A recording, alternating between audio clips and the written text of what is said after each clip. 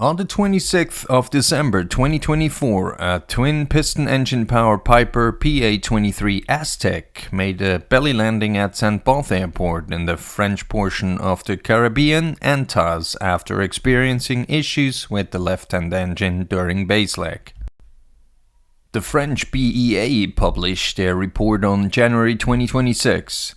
The investigators did not travel to the crash scene but based their report on data given by the pilot, AFIS officer and video footages available.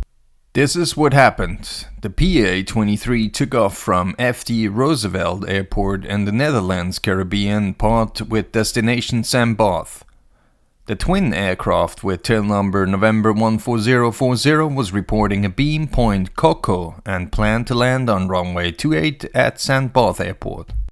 Saint Barth is an uncontrolled restricted use airport with a paved runway 10-28 measuring 646 meters of length and 18 meters width for aircraft with the proper performance characteristics and only for authorized pilots.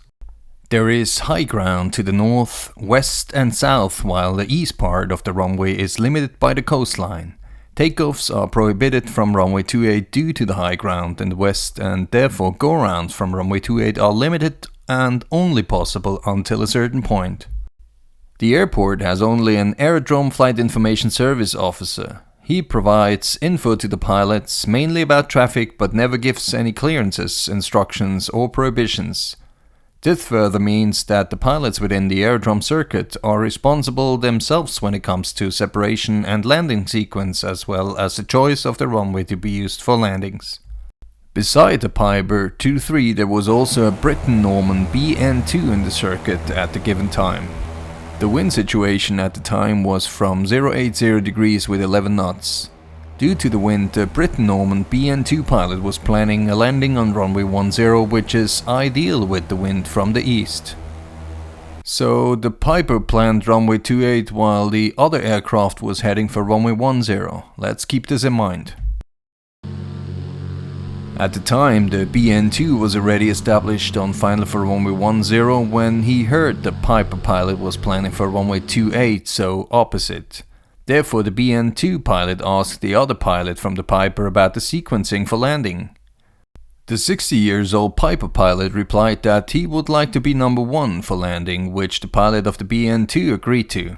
Now, the Piper was on a left-hand base leg for runway 28 when the AFIS officer noticed smoke coming from the Piper's left-hand engine. He forwarded the info to the pilot.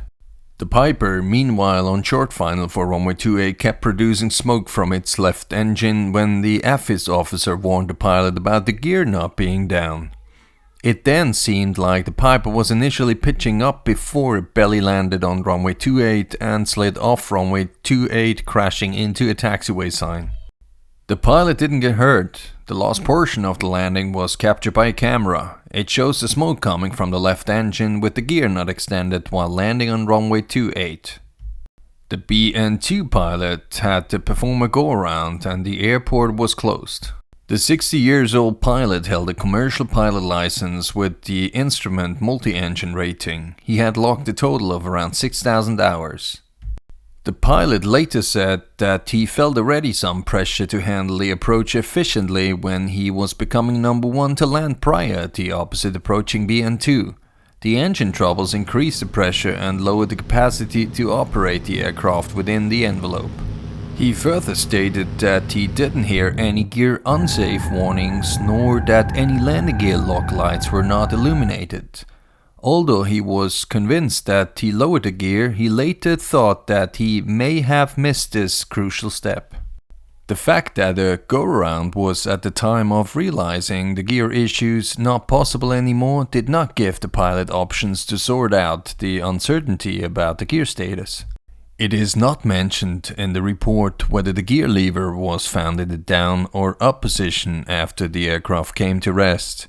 Probably due to the fact that the investigators did not travel to the scene being able to check the position.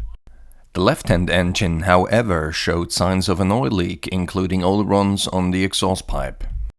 The probable causes of the belly landing were determined to be That the pilot did not detect that the landing gear had not been extended, probably due to the limited capacity followed by the engine troubles and the opposite landing traffic, which might have contributed at the end to an incomplete execution of the checklists. The non-existing option of a go-around for runway 28 was at the end a dead-end situation.